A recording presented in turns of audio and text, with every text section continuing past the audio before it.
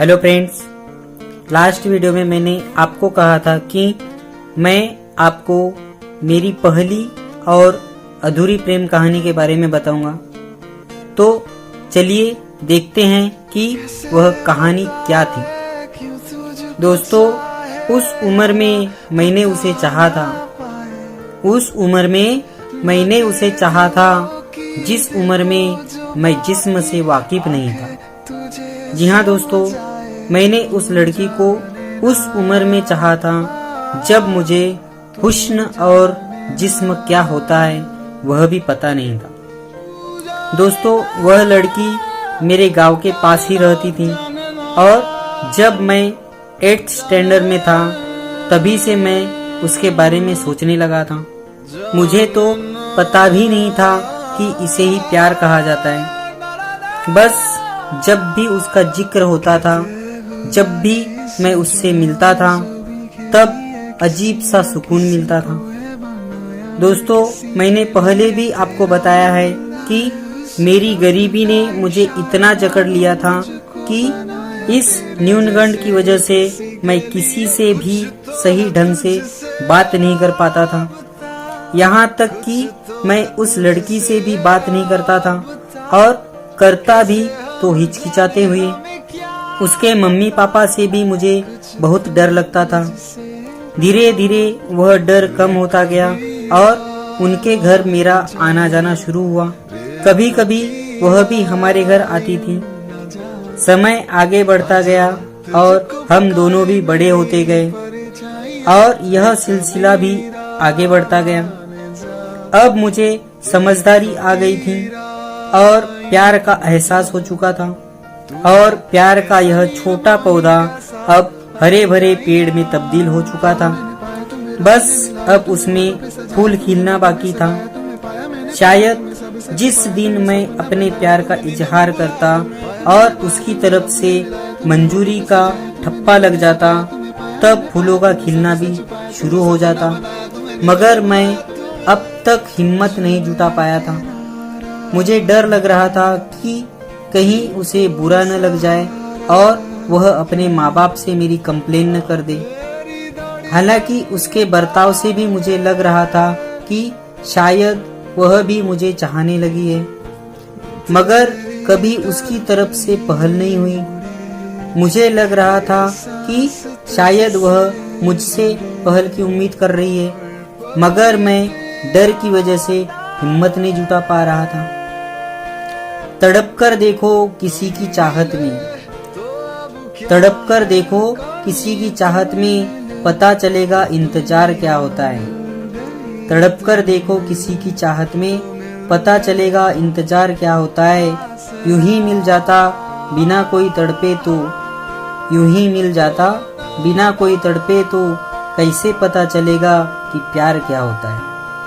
दोस्तों, बिना किसी इंतजार और बिना किसी तड़प के अगर कोई प्यार मिलता है तो उसका महत्व कम होता है, मगर जिसमें तड़प और इंतजार हो उस प्यार का महत्व और भी बढ़ जाता है। और मेरे प्यार में वह तड़प भी थी और इंतजार भी था। दोस्तों, हिम्मत नहीं जुटा पाने और डर की वजह से मैं उससे प्यार का इजहार नहीं कर पा रहा था और समय धीरे धीरे आगे बढ़ता जा रहा था।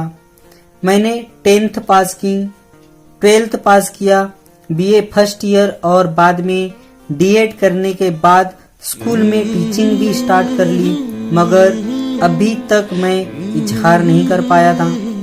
आप खुद ही सोचकर देखिए कि एक छोटी सी बात कहने के लिए मैंने कितने साल लगा दिए थे, फिर भी अभी तक मैं हिम्मत नहीं जुटा पा रहा था। गर्मियों की छुट्टियां लगी और मैं गांव आ गया।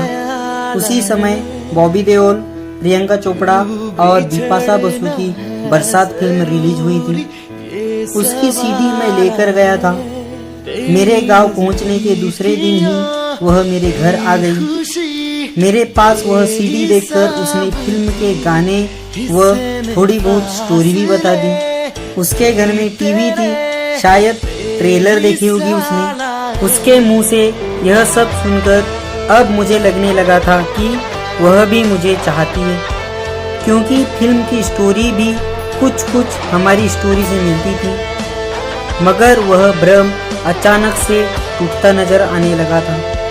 एक दिन अचानक मुझे बहुत बड़ा झटका लगा जब मैं बाजू के गांव में गया था और वहां से एक लड़के ने मुझे बताया कि उस लड़की का किसी और के साथ चक्कर चल रहा है और वे दोनों डेट पर भी जा चुके हैं। यह सुनकर मुझे बहुत गुस्सा आया, लेकिन मुझे विश्वास नहीं हो रहा था कि वह ऐसा कर सकती है। मुझसे रहा नहीं गया और मैं तुरंत निकलकर उसके घर पहुंचा। उसके घर पर कोई नहीं था, वह अकेली थी और नहा रही थी। उसके बाहर आते ही मैंने उससे पूछना शुरू किया। उसका उतरता चेहरा देखकर मुझे लगा कि शायद सही बात है, मगर बाद में उसने अपने आप को संभालते हुए यह यकीन दिला दिया कि ऐसा कुछ भी नहीं है। साथ ही उसने यह भी कहा कि मैं जिसको चाहती हूँ वह मेरे सामने खड़ा है। दोस्तों, उसके मुंह से यह सुनकर मैं सब कुछ भूल गया और मेरी खुशी का ठिकाना नहीं रहा।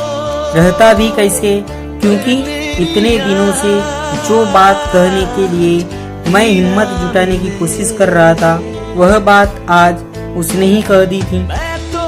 अब मुझे यकीन तो हो गया था, मगर फिर मैं एक बार उसे टटोल कर देखना चाहता था। इसीलिए मैंने उसे एक कागज में लिख कर दिया कि हमारा यह रिश्ता मुमकिन नहीं है, हमारे इस रिश्ते को कोई मान्य नहीं करेगा।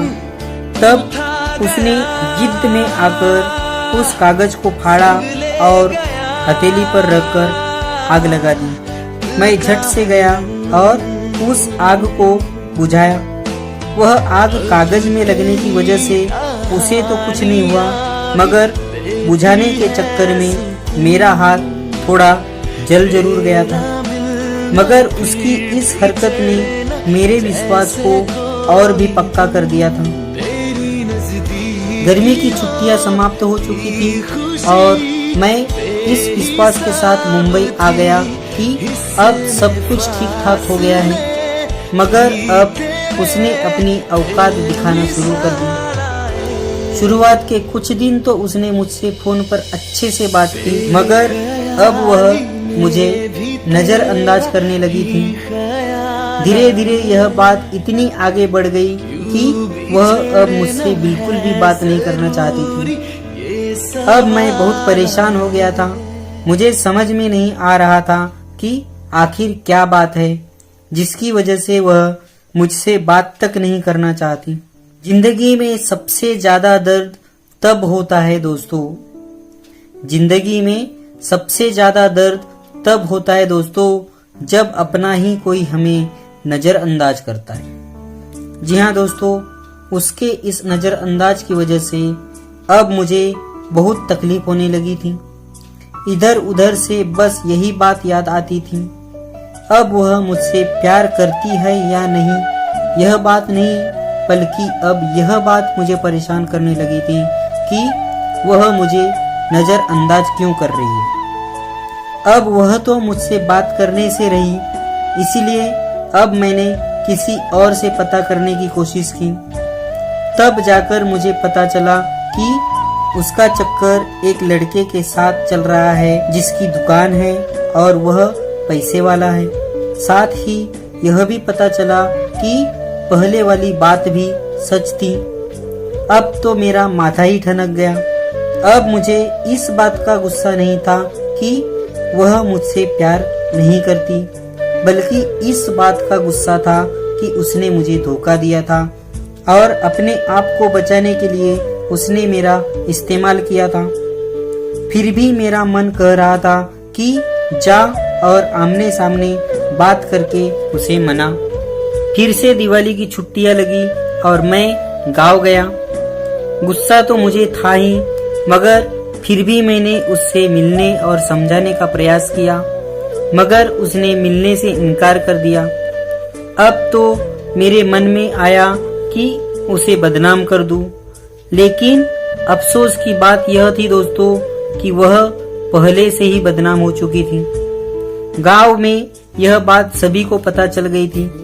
मैंने उसके रिश्तेदारों से भी बात की, मगर उन्होंने कहा कि उससे शादी करने के लिए तेरे पास कुछ नहीं है, उसके माँ बाप के सपने बड़े हैं। दोस्तों, अब जाकर मुझे सारा माजरा समझ में आया था। मुझे नजरअंदाज करने के पीछे का उसका मकसद था मेरी गरीबी, क्योंकि उस समय मुझे सिर्फ 4000 रुपए सैलरी थी और मुझे इस्तेमाल करने के पीछे का कारण था कि उसके पहले वाले चक्कर के बारे में मैं जान गया था। इसलिए मुझे प्यार का लालच देकर वह उस झंझट से निकलना चाहती थी। दूसरी महत्वपूर्ण बात यह थी दोस्तों कि जिस लड़के के साथ उसका पहले चक्कर था वह लड़का मुझे मिला, और संयोग की बात यह थी कि वह मेरा ही क्लासमेट था और हम 12th में साथ कॉलेज जाया करते थे। दोस्त होने की वजह से उसने मुझे उसके बारे में सारी बातें बताई, कहाँ मिलते थे, कहाँ घूमने जाते थे और कैसे इसने उसे भी धोखा दिया। उसने तो साफ शब्दों में कहा था दोस्तों कि वह पैसों और हवस की भूखी है। उसकी बताई सारी बातें मैं मोबाइल में रिकॉर्ड कर रहा था और वह रिकॉर्डिंग उसके माँ बाप और रिश्तेदारों को सुनाना चाहता था, मगर नसीब ने यहाँ भी धोखा दिया। मोबाइल में ईयरफोन लगा होने की वजह से रिकॉर्ड हुआ मगर आवाज ही नहीं आई। दोस्तों, उसके बारे में जानने के बाद अब मैं बिल्कुल भी उससे रिश्ता नहीं रखना चाहता था, मगर अब मेरा मकसद बदल चुका था और वह था उससे बदला। मैंने कई बार उसे फोन करके परेशान भी किया। वह मुझे धमकी भी देती कि मैं अपने माँ बाप को बताऊंगी, मगर अब मैं पहले जैसा डरपोक नहीं था। अब मैं उसे ओपन चैलेंज करता था कि जो करना है कर ले, मगर वह नहीं कर पाती थी क्योंकि वह जानती थी कि अगर वह कंप्लेन करेगी तो उसके माँ बाप को असलियत पता चल जाएगी। मैं यह बात उसके माँ बाप को भी बता सकता था, मगर कोई भी माँ बाप अपनी बेटी की बुराई नहीं सुन सकता, इसलिए मैंने शांत रहना ही बेहतर समझा। अब मैंने उसके घर पर जाना भी बंद कर दिया और उसके परिवार से बातें करना भी बंद कर दिया, क्योंकि मुझे इस बात का भी गुस्सा था कि मैं करीबी होकर भी उसके बाप ने मुझ पर संदेह किया था, जबकि वह लड़का गैर होकर भी बिंदास आता जाता था। दोस्तों, अब तो मुझे उससे इतनी नफरत हो गई थी कि उसका चेहरा देखना भी पसंद नहीं था, मगर उसने जो मेरे साथ किया था वह याद करके अब मेरा खून खौल उठता था। दूसरी बात यह थी दोस्तों कि उनका बड़े घर में शादी का सपना, और वह भी थोड़े अच्छे घर से होने की वजह से, उसके एटीट्यूड की वजह से अब मैंने प्रण कर लिया था कि मैं उसका सपना कभी पूरा नहीं होने दूंगा और जब जब उसकी शादी जुड़ेगी तब तब उसकी शादी तोड़वाऊंगा। बस दोस्तों, सावित्री टीचर के मेरे लाइफ में आने से पहले की मेरी यही अधूरी प्रेम कहानी थी, मगर क्या मैंने उससे बदला लिया और सावित्री टीचर के मेरी लाइफ में आने के बाद मैंने क्या किया, यह बताने मैं फिर मिलूंगा मेरी अगली वीडियो में। तब तक के लिए इंतजार कीजिए। धन्यवाद।